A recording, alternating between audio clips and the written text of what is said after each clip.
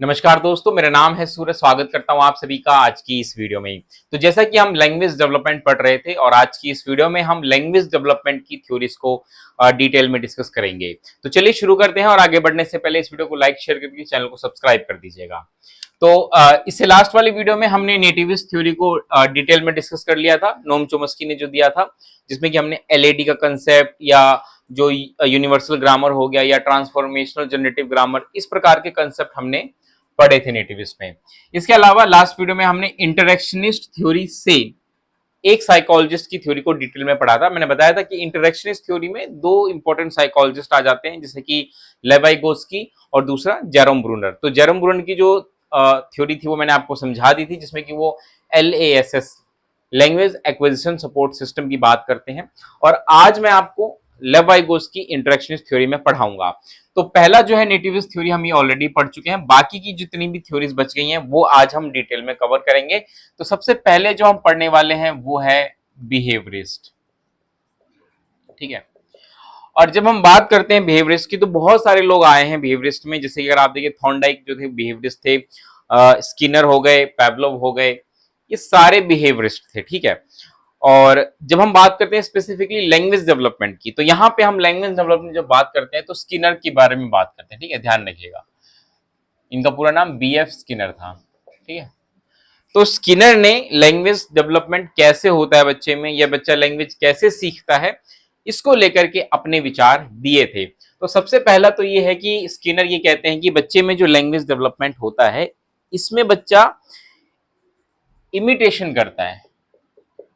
ध्यान रखिएगा, इमिटेशन यानी कि नकल करता है अपने इन्वायरमेंट के साथ। जब वो इंटरेक्ट करता है तो देखता है कि उसके आसपास के जो लोग हैं वो कैसे भाषा को बोलते हैं, सेम उनके द्वारा बोली गई भाषा को वो रिपीट कर रहा होता है।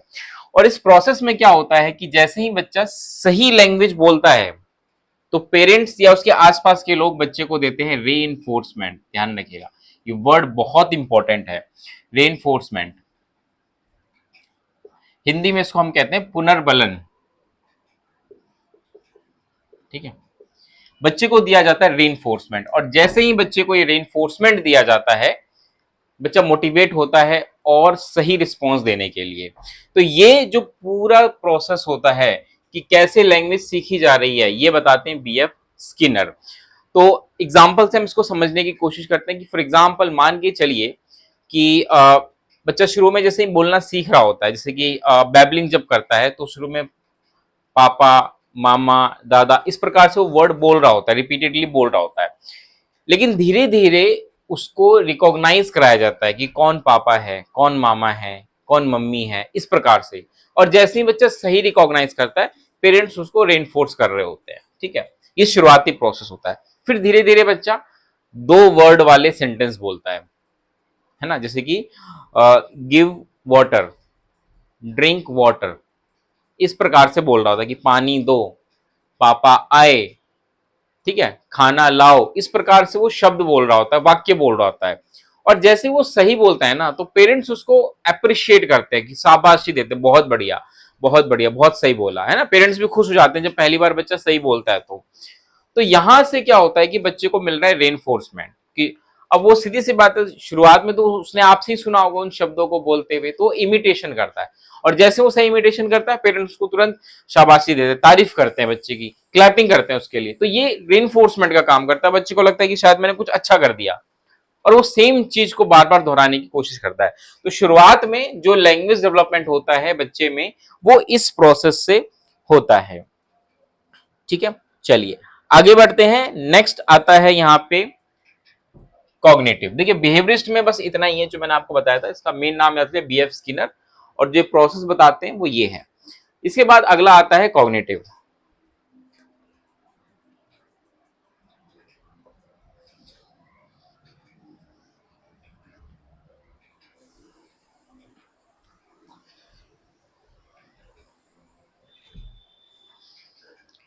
चलिए नेक्स्ट है कॉग्निटिव। अब कॉग्निटिव की बात हो रही है तो इसमें जिसका नाम आता है वो है जीन पियाजे।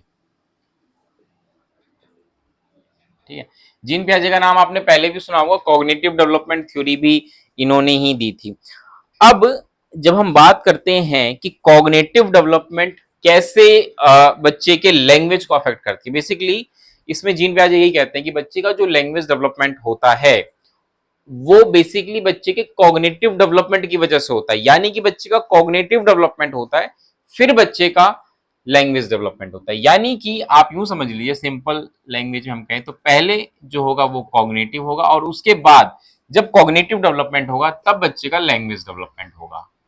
ठीक है, ये इसके अकॉर्डिंग है। आई होप कि आप समझ रहे होंगे। इसमें बेसिकली यही कहा जाता है कि बच्चे का जैसे जैसे कॉग्निटिव डेवलपमेंट होता है उसी का रिजल्ट होता है लैंग्वेज डेवलपमेंट।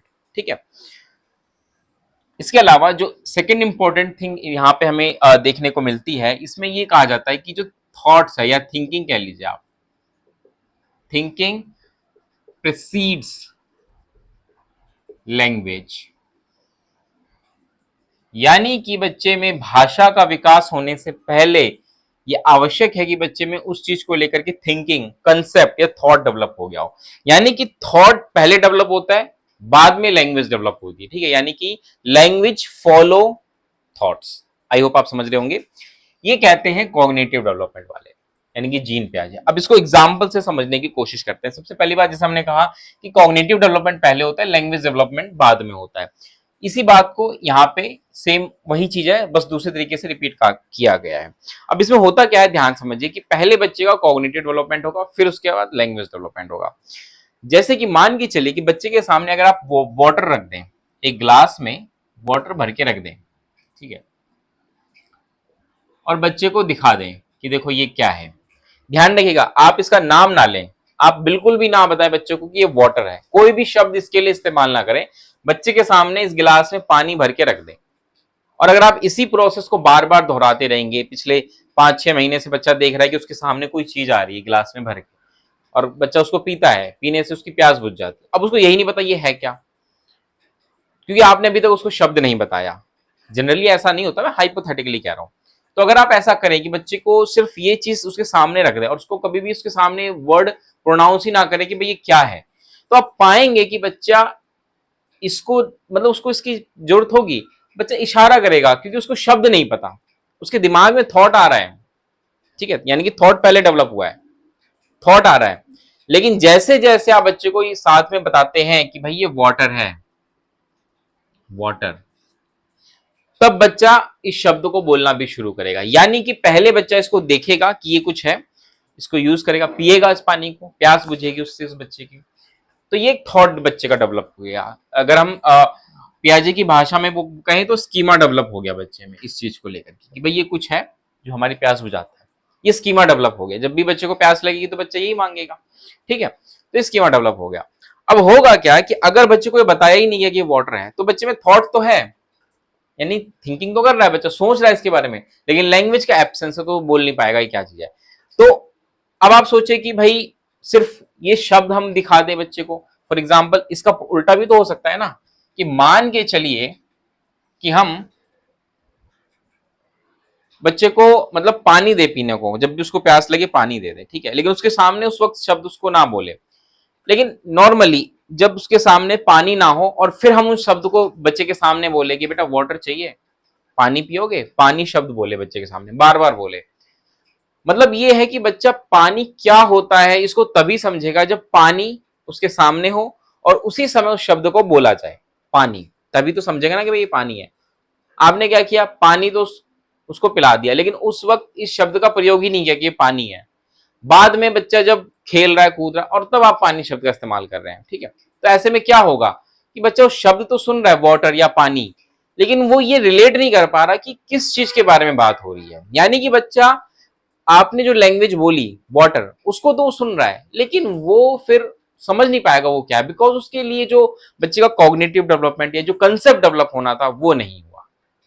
तो वो शब्द बार बार सुनेगा लेकिन वो इतना रिस्पॉन्स नहीं करेगा, या हो सकता है कि आपकी बात सुन के वो इमिटेट करे लेकिन उसको एग्जैक्ट नहीं पता कि वो है क्या चीज, है ना। तो ये कहने का मतलब ये है कि जब तक बच्चे के अंदर उस चीज को लेकर पर्टिकुलर कंसेप्ट डेवलप नहीं होगा, बच्चा सही से उस लैंग्वेज को नहीं सीख पाएगा। ठीक है, हम भी जब होता है ना कि बच्चों को कुछ शब्द याद कराते हैं, और ऐसे शब्द याद कराते हैं जब हम बच्चों को उसका मीनिंग ही नहीं बताते कि वो क्या है, तो बच्चे उस चीज को जल्दी भूल जाते हैं, है ना। मान के चले अगर मैंने 5 शब्द बच्चे को दे दिए, फॉर एग्जाम्पल मैंने बच्चे को 5 शब्द लिखा, sad, happy, angry, cry, shout. ठीक है, ये 5 शब्द मैंने बच्चे को बोले भाई लिख लो और याद कर लो। अब होगा क्या कि बच्चा अगर इनके पीछे का कंसेप्ट नहीं समझता कि सैड का मतलब क्या होता है, एक प्रकार का इमोशन है, या ये सारे ही बेसिकली इमोशन है और अलग अलग होते हैं, तो अगर बच्चे को हमने सिर्फ ये शब्द लिखवा के याद करा दिया तो बच्चा, क्योंकि एक पर्टिकुलर एज में आने के बाद बच्चा भाषा बोलने लगता है, बच्चा इसको बोलने भी लगेगा, बट आप देखेंगे क्योंकि बच्चे को उसका कंसेप्ट पता ही नहीं इसके पीछे कि सैड का मतलब क्या होता है, हैप्पी का मतलब क्या होता है, तो वो याद तो कर लेगा लेकिन अगले समय ही भूल जाएगा वो, क्योंकि उसको उसका मीनिंग नहीं पता। लेकिन जो अगर आपने इसके साथ कुछ पिक्चर्स इस्तेमाल कर दिए कि भाई सैड है तो सैड वाला कोई इमोजी बच्चे के सामने रख दिया, ठीक है, तब बच्चा रिलेट करेगा कि अच्छा सैड मतलब एक इमोशन है, उदासी। अब बच्चा रिलेट कर पाएगा, अब बच्चे के पास इस शब्द के लिए एक कंसेप्ट डेवलप हो गया है, ठीक है। अब बच्चा इस शब्द को अच्छे से समझ जाएगा और इसका फिर वाक्य में खूब प्रयोग करेगा। बिना कंसेप्ट बताए अगर सिर्फ आप बच्चे को शब्द बता देंगे कि भाई ये शब्द है, तो बच्चा शब्द इमिटेट कर लेगा, आपके कहने पे याद भी कर लेगा, बट वो कभी भी उसको यूज नहीं कर पाएगा बिकॉज उसके पीछे का कंसेप्ट ही नहीं पता कि भाई वो शब्द क्या था और किस लिए यूज होता है। तो बस यही बात है जो ये कहते हैं जीन पियाजे कि जो थॉट्स है दैट प्रीसीड्स लैंग्वेज, कि थॉट्स पहले होता है, लैंग्वेज बाद में आती है। आई होप आप समझ गए होंगे। तो ये बेसिक थ्योरी है कॉग्निटिव डेवलपमेंट की, इतना ही बहुत है इसमें, एंड आई होप कि आप समझ गए होंगे। ठीक है, तो चलिए अब हम आगे बढ़ते हैं। नेक्स्ट इज इंटरेक्शनिस्ट थ्योरी, जो है इस पर हम बात कर लेते हैं।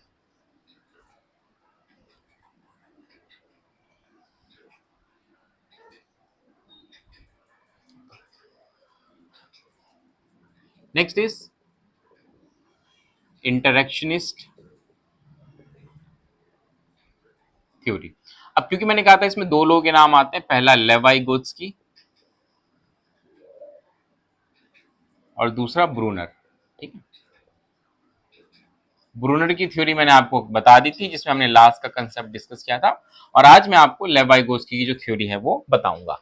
इंटरेक्शन थ्योरी का बेसिक मतलब होता है कि बच्चा इंटरेक्ट करता है, ठीक है, इंटरेक्ट करते हैं, इंटरेक्शन के थ्रू ही बच्चा सीख रहा होता है, और जब भी इंटरेक्शन की बात होती है तो उसमें एक बच्चा आ जाता है और दूसरा जिसके साथ वो इंटरेक्ट करता है वो बच्चे की सोसाइटी हो जाती है, ठीक है, या दूसरे शब्दों में आप इसको इन्वायरमेंट भी कह सकते हैं बच्चे का।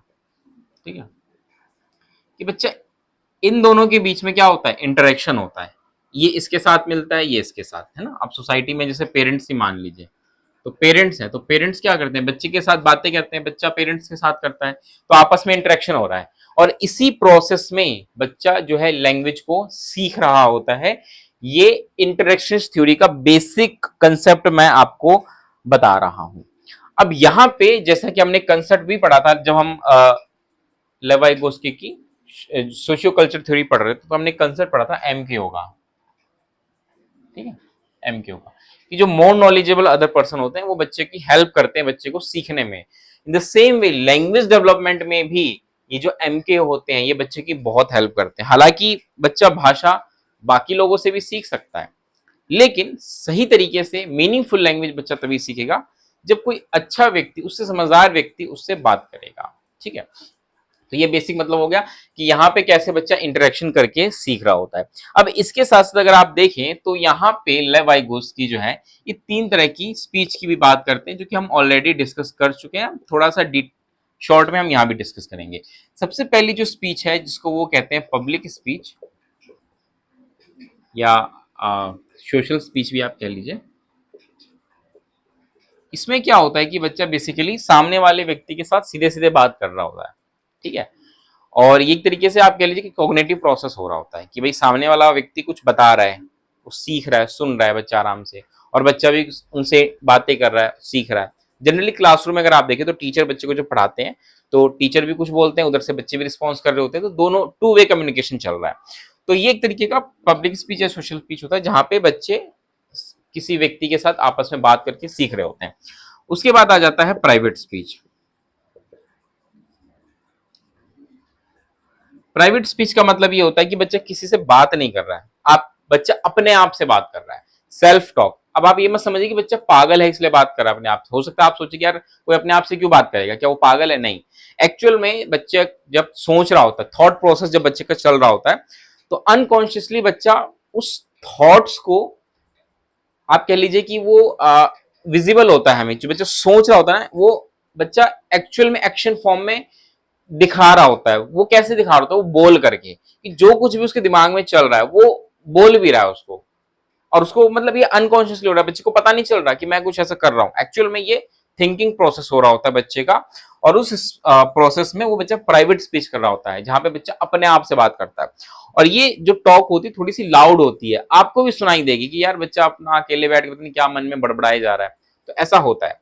उसके बाद तीसरी आ जाती है, होती है साइलेंट इनर स्पीच। इस पर मैंने डिटेल में बात कर रखी है, जो हमने जो ये थ्योरी पढ़ी थी लेवाइगोस की, सोशियो कल्चरल थ्योरी। अगला है साइलेंट इनर स्पीच, जिसमें कि बच्चा क्या करता है कि मन में सेल्फ टॉक होती है उसके। अब वो बोल तो रहा है, बात तो कर रहा है अपने आप से, लेकिन वो लाउड नहीं कर रहा, वो अपना आराम से चुपचाप मौन बैठा है और उसके मन में थॉट्स चल रहे हैं। ठीक है, और वो थॉट्स एक्चुअल में लैंग्वेज फॉर्म में चल रहे होते हैं, जिसको हम बोलते हैं साइलेंट इनर स्पीच। ठीक है, तो आई होप कि आप समझ गए होंगे इंटरेक्शनिस्ट थ्योरी, जिसमें कि ये तीन तरह की चीजें जो है यहाँ पर आती है।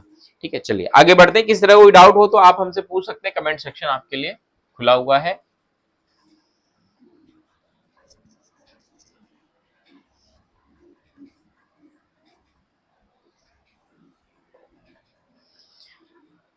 चलिए नेक्स्ट इज फंक्शनल थ्योरी। ठीक है, अब हम बात करें फंक्शनल थ्योरी की, तो ध्यान रखिएगा, इसे जो दिया था वो दिया था मिशेल हेलिडे ने। ठीक है, मिशेल हेलिडे ने दिया था ये फंक्शनल थ्योरी। और जैसे कि नाम से ही पता चल रहा है, फंक्शन, फंक्शन मतलब कि काम, फंक्शन से बना है फंक्शनल, और फंक्शन होता है काम।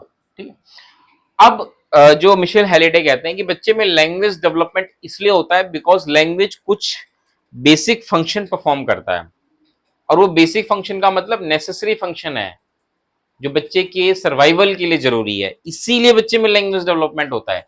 अगर ये कोई फंक्शन परफॉर्म नहीं करता, यूं ही होता, तो बच्चे में ये चीज कभी नहीं आती, या बच्चा कभी भी लैंग्वेज नहीं सीख पाता।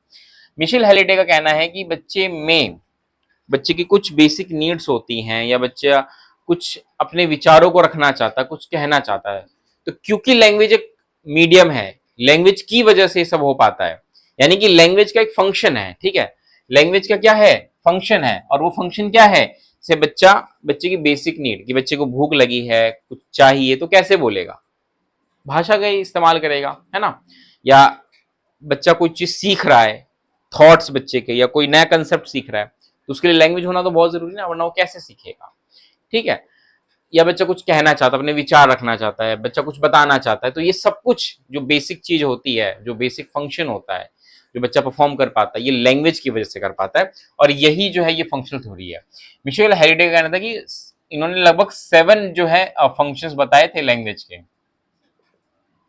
ठीक है, जिसमें कि भाई बच्चे की नीड्स हो गई, बच्चा अपने आप को कह लीजिए कि एक्सप्रेस कर पाता है। ठीक है, ये इस प्रकार से लेकर के इन्होंने लगभग 7 इंपॉर्टेंट जो है फंक्शंस बताए थे, कि भाई ये कुछ फंक्शंस है जो कि बच्चा परफॉर्म कर पाता है, और इसी वजह से जो है लैंग्वेज डेवलप होती है। अब यहाँ पे मिशेल हेलिडे ये भी कहते हैं कि शुरुआत में तो लैंग्वेज इसीलिए डेवलप होती है क्योंकि ये कुछ बेसिक फंक्शन जो होती है वो बच्चे के लिए करती है, या बच्चे के लिए नेसेसरी फंक्शन परफॉर्म करती है।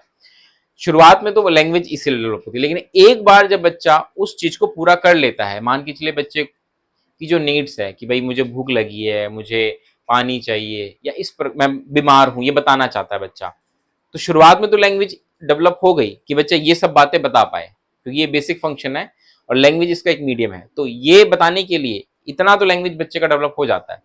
और जब बच्चा ये बेसिक फंक्शन जब परफॉर्म करना शुरू कर देता है लैंग्वेज के बेसिस पे, जो कि नेसेसरी है, उसके बाद जो लैंग्वेज डेवलप होती है वो होती है बच्चे की वोकैबुलरी, कि ज्यादा से ज्यादा शब्द सीख पाना। फिर बच्चा धीरे धीरे ग्रामर पे फोकस करता है कि मैं सही वाक्य बोल पा रहा हूँ या नहीं बोल पा रहा हूँ।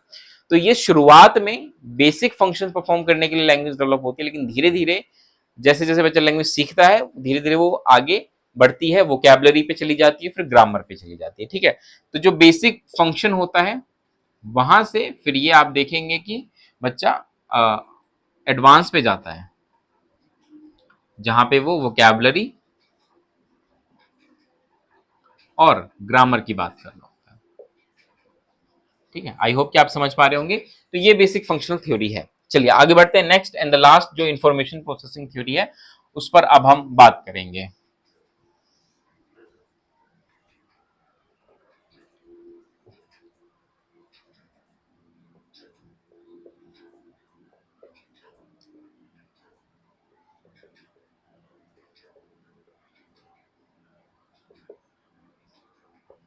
Information processing theory.